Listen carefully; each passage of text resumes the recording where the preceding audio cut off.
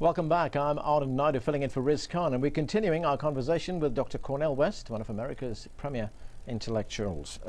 Dr. West, thanks for being with us. Thank you so very much, Stephen. You have been very critical of the United States in the past. You've talked about free market fundamentalism. You talked about spiritual malnutrition. Talk about that.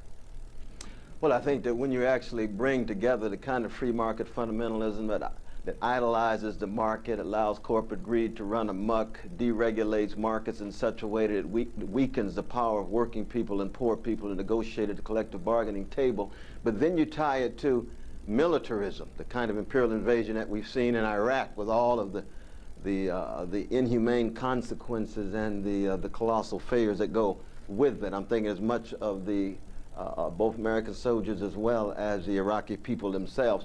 And then the creeping authoritarianism, the Patriot Act, the lying, the spying, the torture, and the curtailing of rights and liberties. You get a choking of democratic practices, democratic procedures, and democratic possibilities. This is frightening, and it's something that needs to be highlighted. And of course, I talk about this in my book, Democracy Matters. I've got a new book coming out, Hope on a Tightrope, that hits this head on in October even more so. So that's what I have in mind, and this is why I think Barack Obama represents such a symbol of hope, because people are hungry and thirsty for something beyond the free market fundamentalism, the escalating militarism, and the increasing authoritarianism.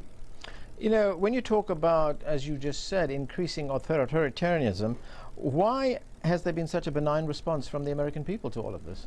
No, I think the American people have actually expressed themselves a variety of ways. It's just that the Bush administration has been so stubborn, so obstinate, and able to push it aside. When you put thousands and thousands and thousands of people in the streets, we had hundreds of thousands marching against the war. It was just not effective. So it's not as if the American people are sleepwalking across the board. There's still too much sleepwalking as a whole, but not sleepwalking across the board. We've just not been effective. But most importantly, we have been trying to shatter the kind of indifference that the conservative ideologies of Bush and Cheney and others, the indifference to the suffering of the most vulnerable, and that kind of, the shattering of that kind of indifference is always the first stage.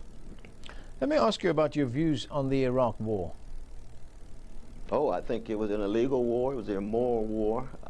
I think the irony, of course, is that Saddam Hussein, you know, he was a gangster in '79 when the CIA helped install him, and he was a gangster when, in fact, he appeared on the FBI list. But he was America's gangster for a long time. You all know about, of course, Mr. Rumsfeld himself giving Saddam Hussein the gift in the early '80s on behalf of the Reagan administration. So that I had opposed Saddam Hussein back in '79. We went to the streets, went to the streets arguing against his installation, which was U.S. supported. The problem is we have to be against gangsterism in whatever color, country, civilization across the board. And so the toppling of Saddam Hussein cannot but be a celebratory moment when you see the overthrow of a gangster. At the same time, we also know that if Iraq had artichokes rather than oil, U.S. troops would more than likely not be there. And we also know that the attempt to spread democracy was first and foremost a matter of trying to gain access to those markets. If we really wanted to democratize, we would not only move toward Iraq, but we would also be concerned about subjugation in Saudi Arabia. We'd be concerned about the dictatorial tilt that Pakistan has been wrestling with for so long, you see. So that it's a matter of, again, unarmed truth and unconditional love, my brother, and those two forces always appear relatively impotent, but truth crushed the earth shall rise again, and the voices and peoples concerned about truth and love sooner or later have their say.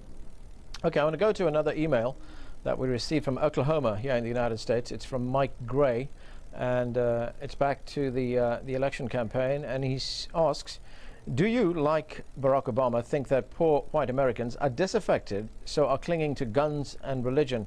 How can he expect to win over middle America with comments like that? And that's the controversy that's been raging over the past few days over Barack Obama saying that many working class Americans were bitter because of what is happening in the country and the fact that jobs are very scarce. No, I mean, one, you can never say one thing about any one group. There's a number of different kinds of poor white